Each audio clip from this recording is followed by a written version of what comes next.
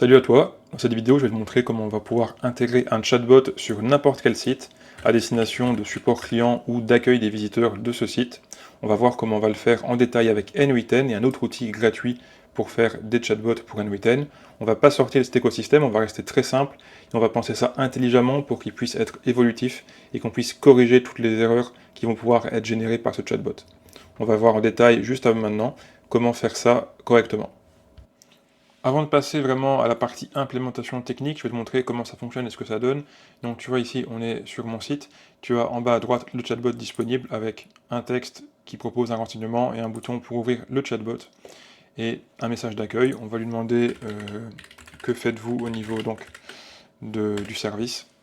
Le chatbot répond assez rapidement, une réponse prédéterminée, on verra juste après comment on va venir configurer ces réponses. On verra également qu'on peut modifier les couleurs, modifier les images, modifier les textes, on va pouvoir tout modifier. Et on va tout de suite passer sur la partie technique, comment on va travailler dans N8N pour faire ce chatbot. Voilà, donc on se retrouve dans le logiciel bien connu N8N, un outil d'automatisation et de gestion de flux en fait low code, no code, donc tu ne dois pas vraiment coder, tu dois juste placer des blocs. Et tu vois ici, on a le workflow complet qui va permettre de gérer ce chatbot. Tout est ici. Tu vois que c'est pas très compliqué. En fait, on a trois grandes parties. La première ici, c'est la partie qui est vraiment la logique du chatbot, donc vraiment tout ce qui est connexion à l'IA, tout ce qui est gérer les réponses, comment le chatbot doit parler. On a ici un deuxième bloc qui est un bloc qui va permettre d'envoyer tous les jours, configurable ici c'est minuit, mais ça peut être autant que toi, enfin ça peut être quand tu veux, pardon, envoyer par mail des notifications pour avoir l'historique des dernières conversations. Et ici, le dernier bloc, c'est un petit hack que je t'expliquerai comment il fonctionne et pourquoi je le fais, qui va permettre de modifier le chatbot à l'avenir sans devoir remodifier le code source du site de ton client ou de ton site à toi. On va commencer par la partie chatbot. Donc c'est assez simple, en fait, tu vois ici, tu peux ajouter un nœud chat trigger. Je peux pas en mettre qu'un seul, donc je ne pourrais pas te l'ajouter ici. C'est ce nœud-ci, chat trigger, et tu vas pouvoir ensuite ajouter un agent IA, donc AI agent. Voilà. Moi, je l'ai déjà, je vais le supprimer. On va avoir donc ces deux blocs que tu vas devoir connecter ici avec la flèche. Au niveau de l'agent IA, c'est là que tu vas pouvoir mettre le prompt de gestion du chatbot. On va tout de suite aller voir ce que ça donne. Ici, tu as sous tes yeux le prompt qui gère l'entièreté de la logique du chatbot, de comment le chatbot va parler, et tu as en dessous les questions. C'est un prompt qui a été conçu avec une IA, donc j'ai demandé à une IA de m'aider à faire le prompt. Tu peux faire le même exercice, ou tu peux réutiliser le prompt que tu vois ici sous tes yeux. Il y a des instructions qui sont assez claires, notamment au niveau de la compréhension des questions, parce que, tu le vois ici, il y a des questions préétablies, c'est comme ça que le chatbot fonctionne. En tout cas, il y a d'autres techniques, mais c'est que la technique que j'ai utilisée parce que c'est la technique la plus simple, mettre directement les questions ici en bas. À chaque fois, tu vois, tu as question et tu as réponse, et donc tu as la question et tu as la réponse adaptée. Et donc c'est important d'avoir des instructions qui sont claires et qui sont complètes parce que le chatbot doit pouvoir comprendre le sens général de la question. C'est important parce que si l'utilisateur ne pose pas la question telle qu'elle, on doit quand même répondre correctement. On doit avoir des réponses précises, on ne doit pas sortir du contexte, on ne doit pas inventer des informations. On doit toujours répondre par rapport aux informations qui sont présentes ici dans les balises réponses. On doit pouvoir gérer les réponses non listées en tout simplement renvoyant vers une adresse mail dans mon cas, mais ça peut être vers un numéro de téléphone ou ça peut être vers une autre réponse générique. Donc on lui dit que si la question ne figure pas dans une liste préétablie, donc c'est la liste qui est ici en dessous, eh bien renvoie le visiteur vers l'adresse mail. Je vais utiliser un ton professionnel et amical. On peut également changer ça pour changer la façon de parler, bien que souvent le chatbot va simplement répondre telles quelles les réponses qui sont ici. Donc ça, ce sera également à adapter et c'est pas toujours très pertinent. Et la flexibilité, ben, c'est pour appuyer sur cet aspect. Voilà, si la question n'est pas posée telle qu'elle, essaye quand même de répondre par rapport à ce que tu as appris ici en bas. Essaye de répondre de la meilleure façon. S'il y a des questions qui sont partiellement posées, donc tu vois ici une question. Donc si une question est partiellement similaire à une question dans la liste, ben, fournis une réponse partiellement pertinente. Donc réponds en gros uniquement par rapport à ce qui a été demandé. On donne des exemples également. Ça c'est aussi l'exemple notamment pour la question non listée, pour avoir un ciblage plus précis. Je suis désolé, je ne peux pas répondre à cette question. Veuillez contacter notre service client à l'adresse pour plus d'informations. Si une question est posée différemment mais elle a le même sens, utilise la réponse correspondante. Donc si je dis ici que faites-vous, j'aurai exactement cette réponse. Voilà, donc ce sont des choses qui doivent être ajustées au fur et à mesure du temps, en fonction de comment tu vois le chatbot, comment tu veux interagir avec, comment tu veux qu'il parle, et au fur et à mesure du temps, toujours analyser son comportement pour voir qu'est-ce que tu vas devoir adapter. Si on sort du prompt, tu vois ici, il n'y a rien grand-chose d'autre, il y a vraiment juste le prompt qui est indiqué, et ici, important, tu dois avoir Connected Chat Trigger Node pour dire que tu es connecté à ce nœud Chat Trigger. Au niveau du modèle, moi j'utilise Mistral parce que, tu le vois ici, Mistral Small Latest.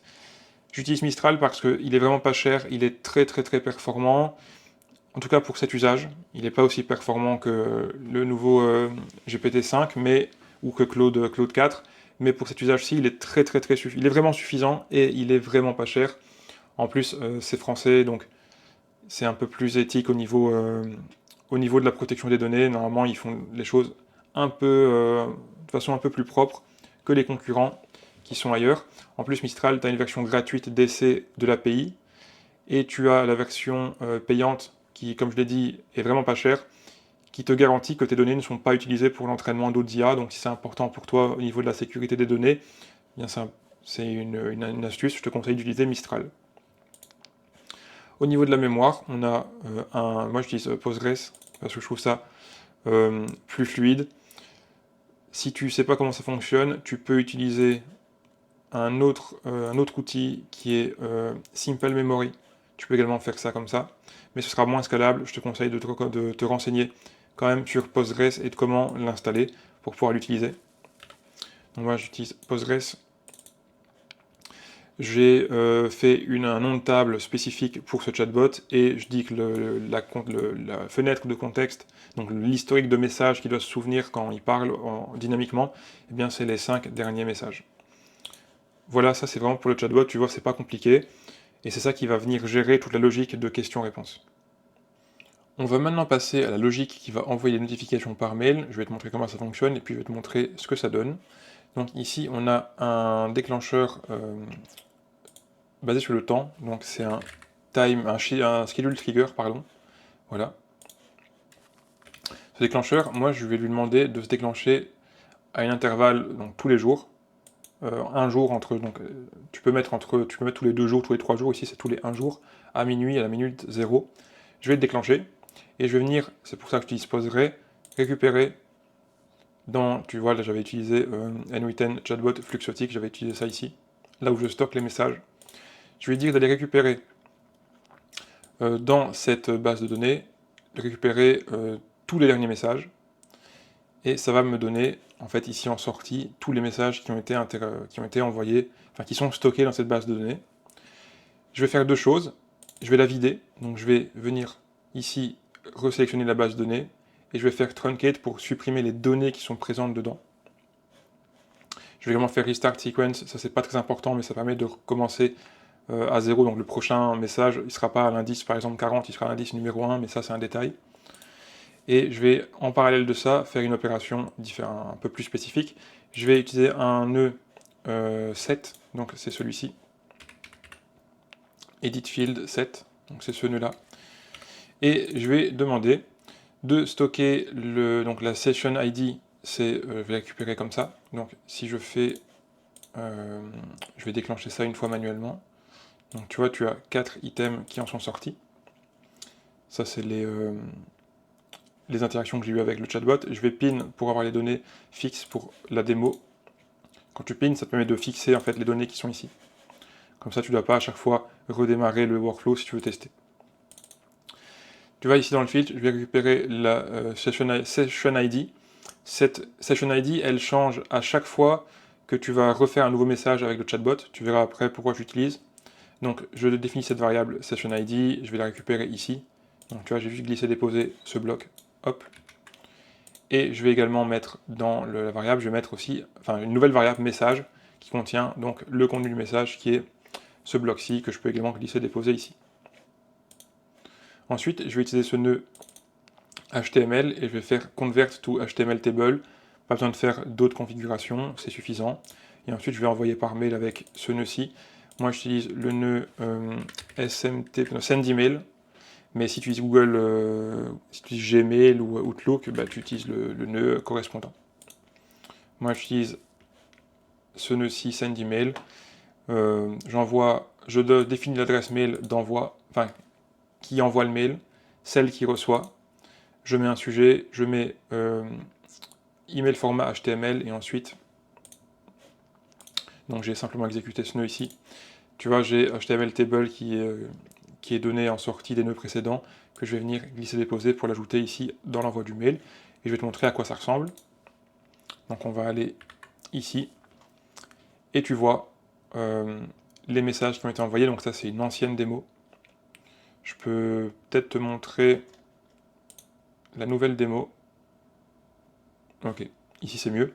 Parce qu'on a les session ID qui sont différents. Donc tu vois en fait, les session ID qui sont identiques, donc les deux premiers, ça veut dire que c'est une interaction. Donc c'est un échange de messages, et à chaque fois tu as le message qui est ici. Ensuite, le session ID ici a changé, donc c'est une nouvelle interaction avec une nouvelle personne, ou alors la même personne qui a relancé une nouvelle discussion, et tu as également les messages. Dans ce cas-ci, ce sont les mêmes, mais ça aurait pu être des différents.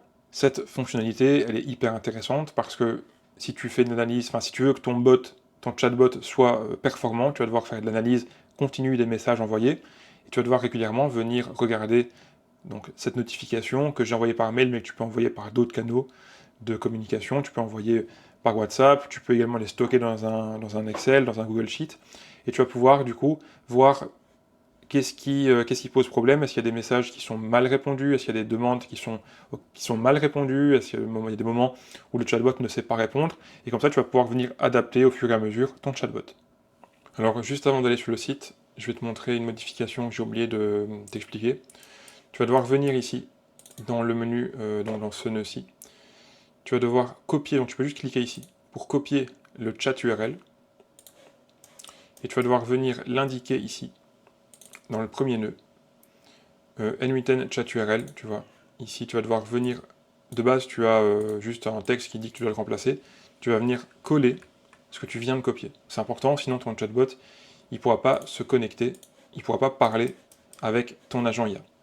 Pour l'intégration au niveau de ton site, c'est beaucoup plus compliqué parce qu'en fait, ça dépend simplement de comment ton site est implémenté, de quelle technologie tu as utilisé et quel fournisseur. Je vais quand même te montrer sur le mien comment j'ai fait, mais mon site est assez spécifique, donc ce sera sûrement pas la même façon de travailler sur le tien. Donc, tu vois ici, ça c'est une partie du code de mon site, et j'ai un fichier script.html qui contient tous les scripts du site, et ce fichier, il est appelé dans le site. Mais en gros, ce que tu dois savoir, c'est que sur ton site, normalement, il y a une structure qui est... donc tu as normalement une structure head, avec des paramètres dedans, et tu as également une structure body, écrit comme ça, donc attends, je fais une erreur. Donc ça, tu vas devoir le retrouver sur ton site. Attends, il y a le... Voilà. Bon, désolé, il y a des éléments qui apparaissent, mais tout ce qui est head et body, tu vas devoir les retrouver. Tu vas devoir mettre cette ligne à la toute fin du body. Donc vraiment, juste avant la balise ici qui ferme le body, tu vas venir le mettre. Donc avant ça, tu vas avoir d'autres balises. Tu vas avoir des balises A, par exemple, des balises P, enfin, tu vas avoir plein de choses. Mais tu dois mettre cette balise-ci, script, tout en bas du body. Moi, je vais l'effacer, parce que c'est pas comme ça que ça fonctionne exactement sur mon site. Et tu vois ici SRC, tu vas devoir mettre une URL bien spécifique qui est celle-ci. Tu viens dans N8N, tu vas dans Webhook, production URL, tu peux cliquer là-dessus pour la copier, et c'est cette URL que tu vas devoir mettre là où je te l'ai indiqué. Quand c'est fait, pour que ça fonctionne, tu dois absolument sauvegarder. Tu dois aussi obligatoirement activer le workflow. Si c'est pas activé, ça ne fonctionne pas. Et là maintenant, si tu retournes sur ton site, normalement, tu auras le chatbot qui sera disponible. Si ce n'est pas le cas, je t'invite à demander, à laisser un message, un commentaire, pardon, en dessous de cette vidéo. On regardera ensemble comment corriger. Tu peux également m'envoyer un mail, mon adresse mail en description. On pourra échanger si tu as besoin d'aide, de support sur l'intégration d'un chatbot, ou si tu as besoin d'aide pour plein d'autres choses. Je te remercie pour ton visionnage et je te souhaite une bonne journée.